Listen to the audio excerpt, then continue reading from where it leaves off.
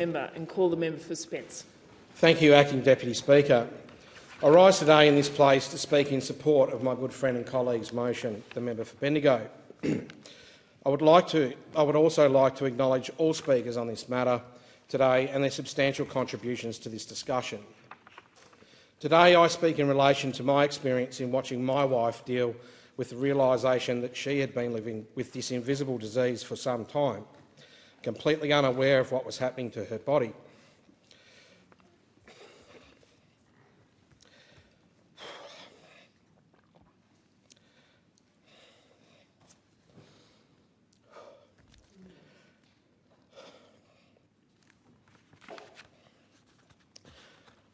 As many in this place would understand, there is our public life and there is our private life. Those who know me well know I hold my private life close.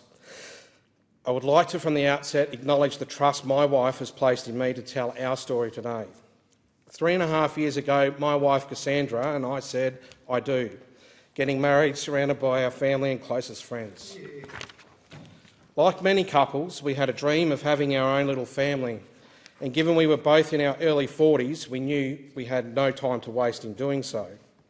After months of failed conception, we started IVF treatment to assist in the process and hopefully realise our dream.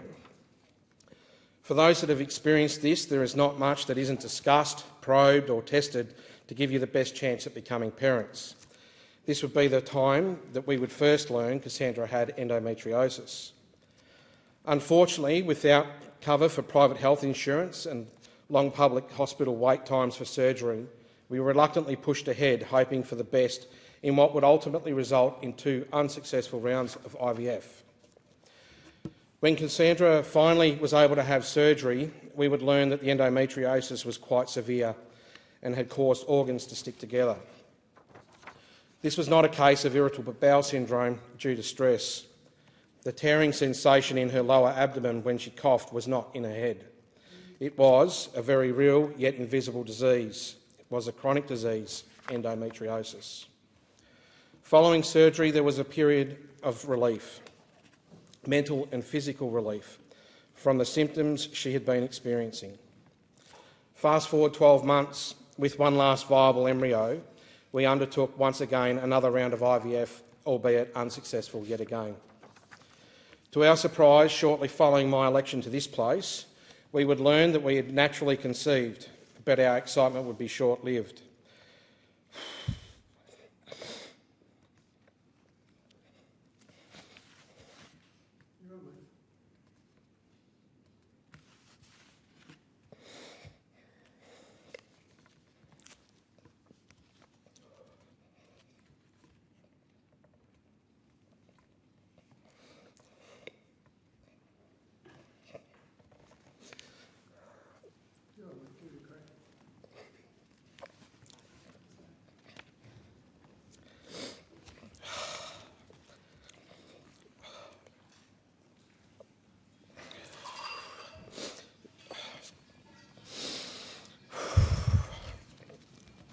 We experienced a miscarriage at approximately 9 weeks. This was not long after I gave my first speech.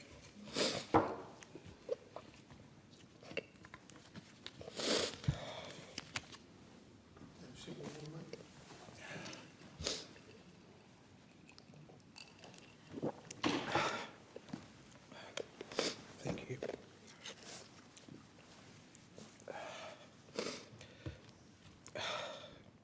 The time following this was of great difficulty. Was the nausea, bloating and feeling of sickness in her head following the miscarriage, or was it something more sinister? We would soon discover endometriosis had been invisibly taking over yet again. Whilst waiting to see the specialist, I watched my wife try to push through the pain, try to push through the nausea and try to push through the fatigue. Often this ultimately meant taking time off work because no amount of trying to push through it would make it go away. Exhausted from dealing with the pain, and after further tests, the specialist would recommend urgent surgery. This surgery occurred only a week and a half ago, as if determined by fate itself during Endometriosis Awareness Month. This time we had the talented robotic surgeon Dr Selva Paramasavam, and others on standby if anything was to go wrong. It resulted in the removal of the right ovary, which was completely covered in endometriosis and had a 5-centimetre endometrioma or chocolate cyst. The left ovary remains attached to the bowel due to the extremely high risk of extensive damage occurring if detachment had been attempted. My wife and I understand we are extremely fortunate to be in the position to have private health insurance and to be able to cover the further out-of-pocket expenses to have this surgery at the Flinders Private Hospital. Unfortunately for many, they simply cannot afford the same level of treatment we have received. My wife's journey with endometriosis is far from over, but we are hopeful. Our government has committed to $49.65 million for clinical management and care, $28.97 million for research and $8.57 million for awareness and education. 1 in 9 women, girls and those assigned female at birth are estimated to be affected by endometriosis. My wife's story is but one of the approximately 800,000 cases of those affected by the disease. And whilst our government's commitments are fantastic, there is still much more to be done. Thank you.